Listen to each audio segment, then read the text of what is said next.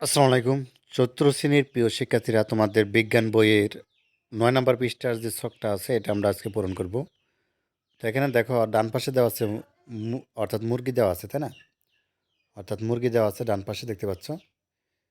তো একই সাথে বাম পাশে দেখতে পাচ্ছি একটা মরিচ গাছ। ঠিক আছে? এখানে লিখে দেওয়া আছে মরিচ গাছ। তো এখানে হচ্ছে মরিচ গাছ আছে এবং মরিচ গাছে কিন্তু মরিচ ধরে রেখেছে এবং এখানে একটা মুরগি আছে। ঠিক আছে? খুব ভালো করে খেয়াল করতে হবে।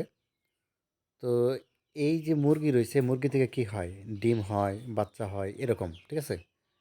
আর যে মরিচ গাছ আছে, মরিচ গাছ থেকে কি হয়? মরিচ গাছ, মরিচ হয়। তারপরে মরিচ গাছের বীজ থেকে কি হয়? চারা গাছ হয়, তাই না? বীজ থেকে।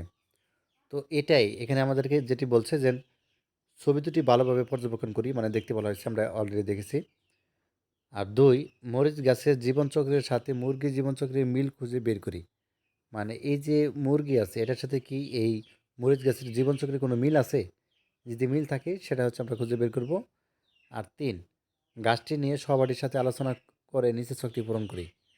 আচ্ছা, তাহলে চলো এই ছকটা হচ্ছে আমরা এখন পূরণ করে দেখাই কী কী লিখতে হবে। তো এখানটায় আমাদেরকে বলছে মরিচ গাছ ও মুরগির জীবনচক্রের তুলনা। ঠিক আছে? তো মরিচ গাছে কি হয়? তুমি লিখবা যে বীজ থাকে।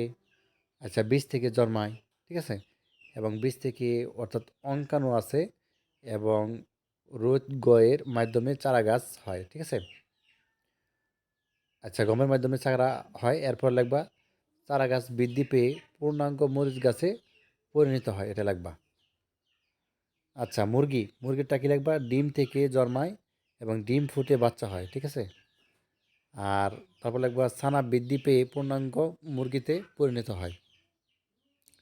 মানে ডিম থেকে জন্মায় এবং ডিম থেকে বাচ্চা হয়। আর ছানা মানে মুরগির যে ছানা আছে ওইটা হচ্ছে বৃদ্ধি পেয়ে কী হয়? পূর্ণাঙ্গ মুরগিতে পরিণত হয়। তো যাক, এই দুটো হচ্ছে তুমি লিখে দিবা, তাহলেই হবে।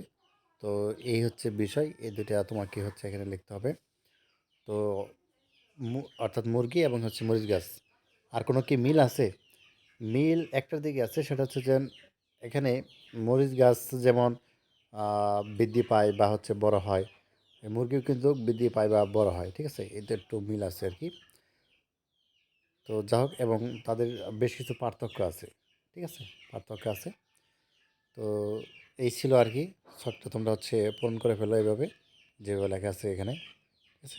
ধন্যবাদ সবাইকে ভিডিওটি দেখার জন্য। আল্লাহ হাফেজ।